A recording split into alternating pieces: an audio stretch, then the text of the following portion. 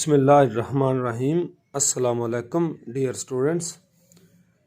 I am Nasser Mahmood, Assistant Professor of Mathematics. Today we will study isomorphic series.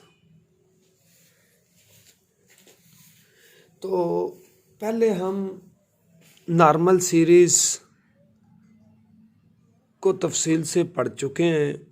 Normal series में सब normal क्या होता है, यानी नॉर्मल सीरीज़ का हर जो मेंबर है, जो सब नॉर्मल ग्रुप जो नॉर्मल सीरीज़ में अगर कंटेन करते थे वो सब नॉर्मल सब ग्रुप को होता है। नॉर्मल फैक्टर पढ़ चुके हैं, नॉर्मल सीरीज़ की लेंथ के बारे में पढ़ चुके हैं।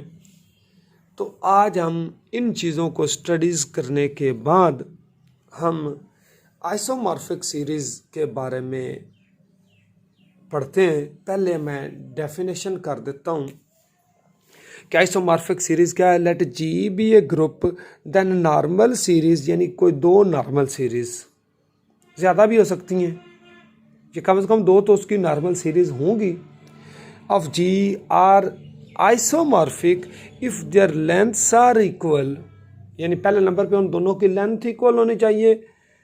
There factors can be put, factors से मुराद नॉर्मल फैक्टर्स, फैक्टर्स से मुराद normal factors can be put into one one correspondence, यानी एक का दोनों के नॉर्मल जो फैक्टर्स हैं वो भी आपस में हर एक के एक सीरीज़ में एक, तो एक के बराबर दूसरी में भी एक होना चाहिए। तो ये है isomorphic series.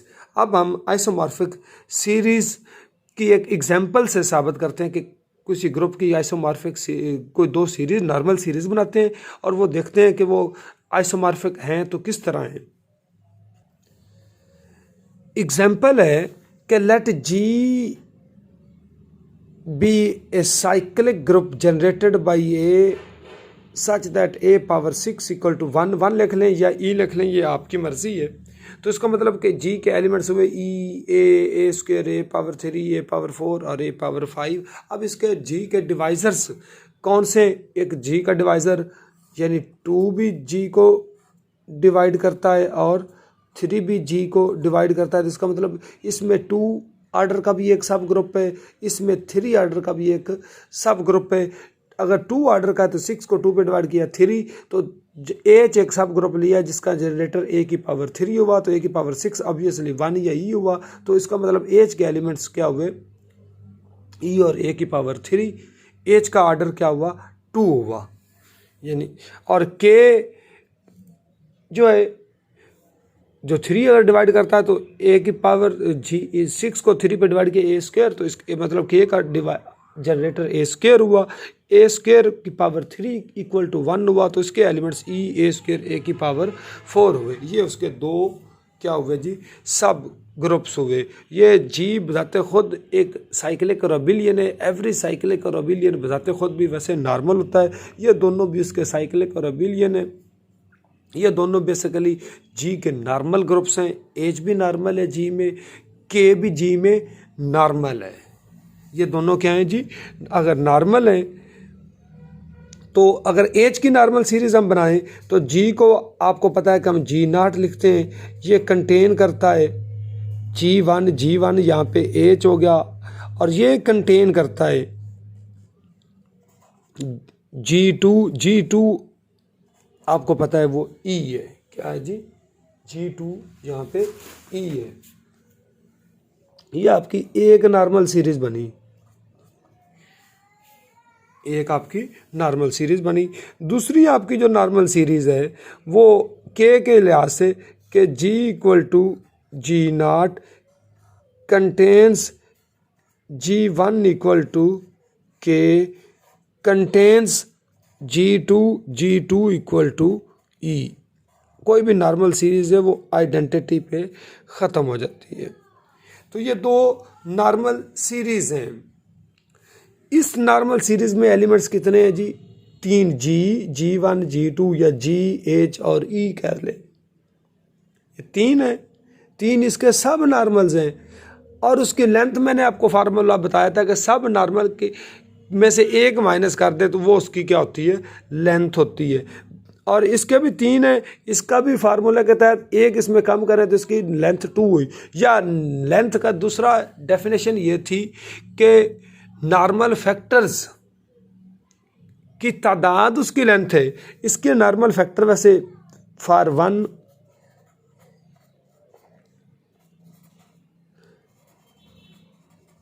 Normal factors are, पहले के नॉर्मल फैक्टर क्या हुए, G/H और दूसरा क्या हुआ, H/E।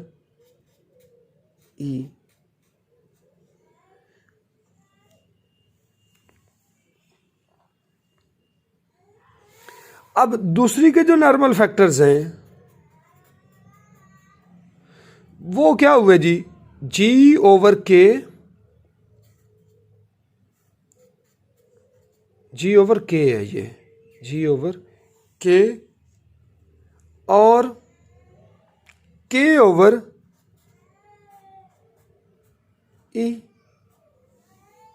ये हुए जी नॉर्मल फैक्टर्स दूसरी के।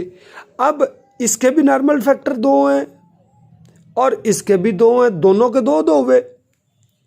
ये तो होगी length is 2 for this normal series and for this normal series. अब जी का ऑर्डर क्या है जी, वो 6 है। एज का ऑर्डर आपको पता है 2 है।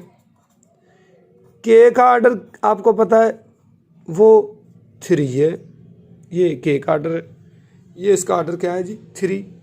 अब जी का ऑर्डर 6 है, एच का 2 है, तो G/H का ऑर्डर, यानी G/H का ऑर्डर, जी का 6 है, एच का ऑर्डर 3 है, तो G/H जो फैक्टर ग्रुप है, यानी यहाँ पे नॉर्मल सीरीज में नॉर्मल फैक्टर कहलाएगा। नॉर्मल G/H नॉर्मल फैक्टर का ऑर्डर 3 हुआ। एच का ऑर्डर कितना है 2 और ई का ऑर्डर हमेशा 1 होता है, 2 और 1, इसका ऑर्डर हो गया जी 2। अब दूसरी के नॉर्मल फैक्टर G/K और K/E। जी का ऑर्डर 6 है, के का ऑर्डर 3 है, G/K का ऑर्डर 2 हुआ।